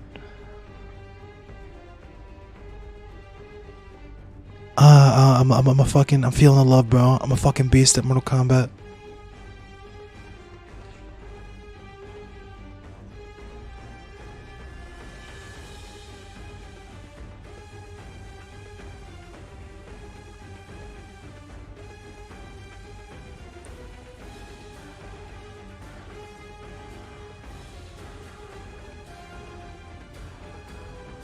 He's hosting the 1st to 7 right now. So there's a guy in his chat named John Wilkes Booth, like Boof. That shit's funny.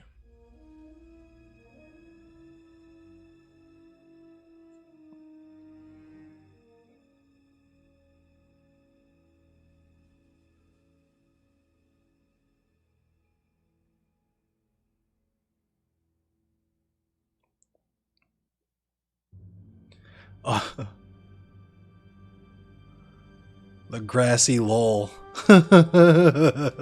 That's me just giving him the grassy lol on Hunt Showdown.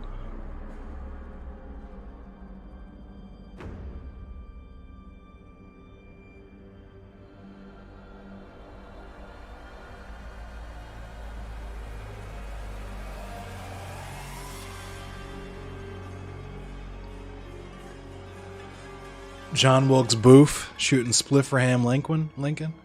Yeah, this is the online tourney for Mortal Kombat 11.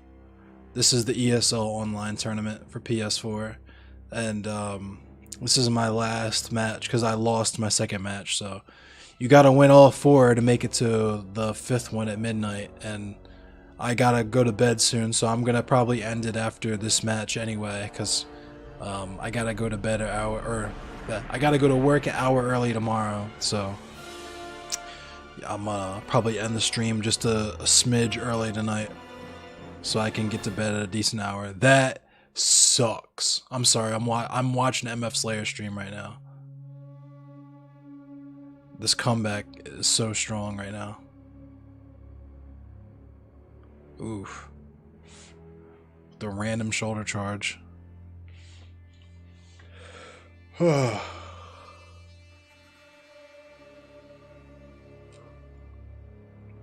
I do be going to bed. I got fucking...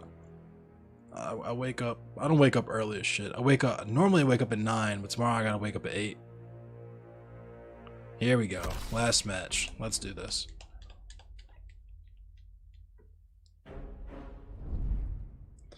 Then I'll check out the standings really quick, and I'll upload my I'll post my final standings to my Facebook page.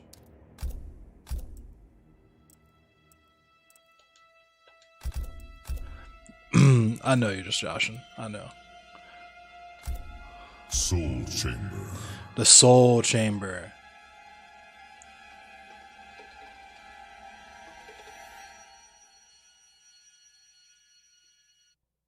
Uh-oh. The real Raiden.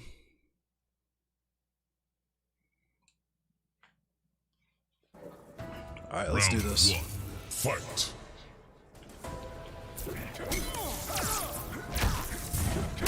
Binkity bonk.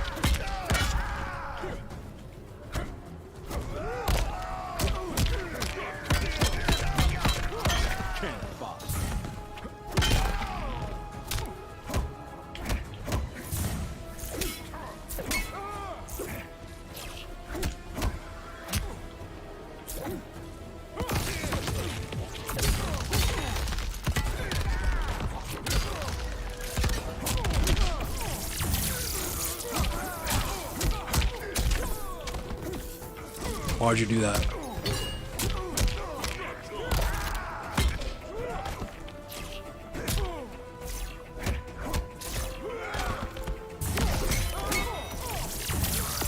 Ooh.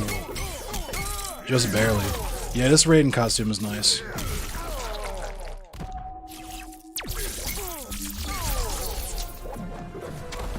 You could never best a god. Round 2. Fight.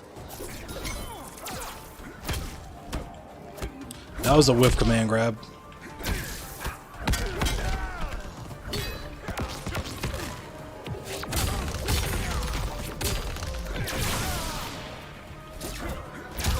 Come on.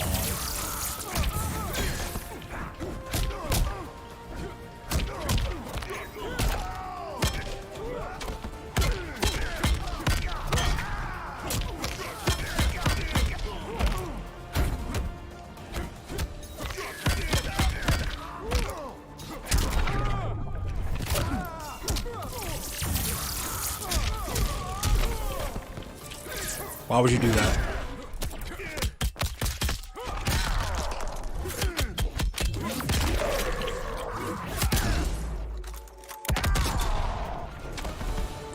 My man got the meanest hat tassel.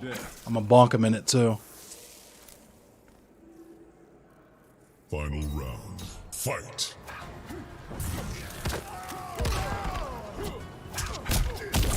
Oh, the riot ribs.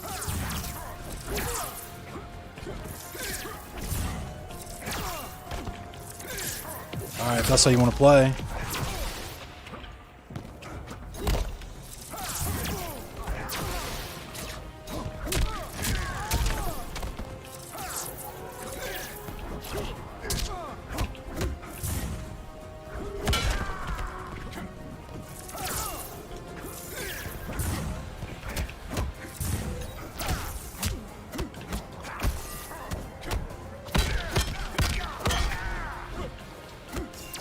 Finish him.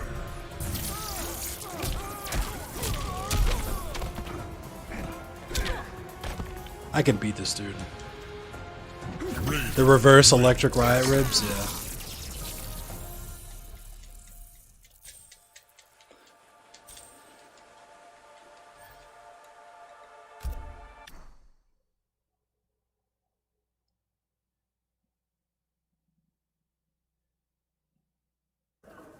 Round 1. Fight.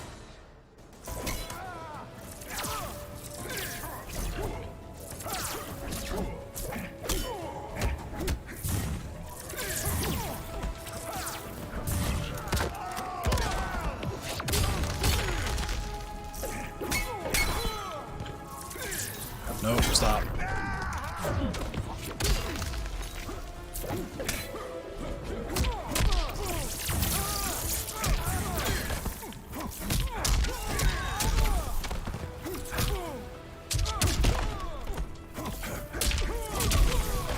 You go to bed, Vulcan. Round 2. Fight.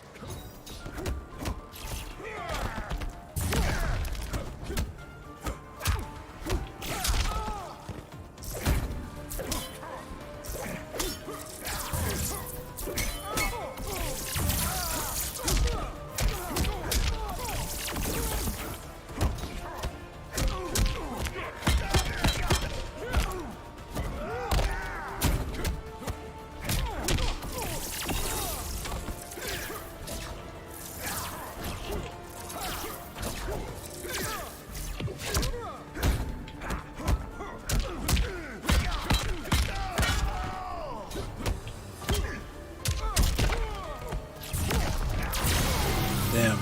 Brutality. The Elder Gods are pleased. Raiden. Well, alright then. That wasn't how I wanted my last match to go, but...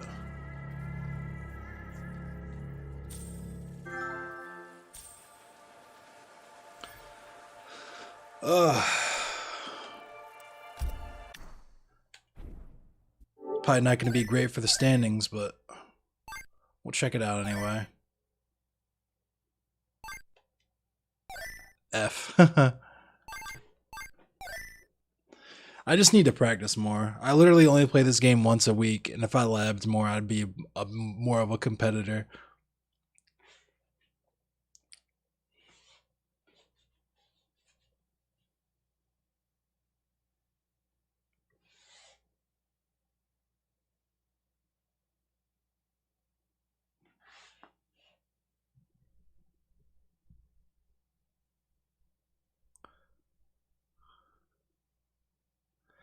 But all right, let's well,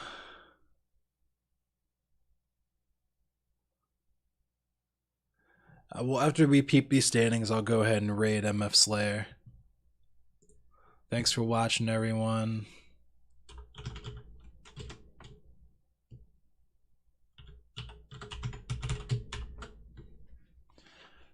Let's see. Blackout in 7th place. Nice, nice. You love to see it. 41st. Yep, so 41st. Not the worst I've ever done, but... Yeah, I'm down to practice, Xavier, if you want to lab. But, thanks for watching, everyone. I appreciate you. I'm going to go ahead and raid MF Slayer now. So, we'll be heading in there in about 5 seconds. So, make sure you show him some love. I appreciate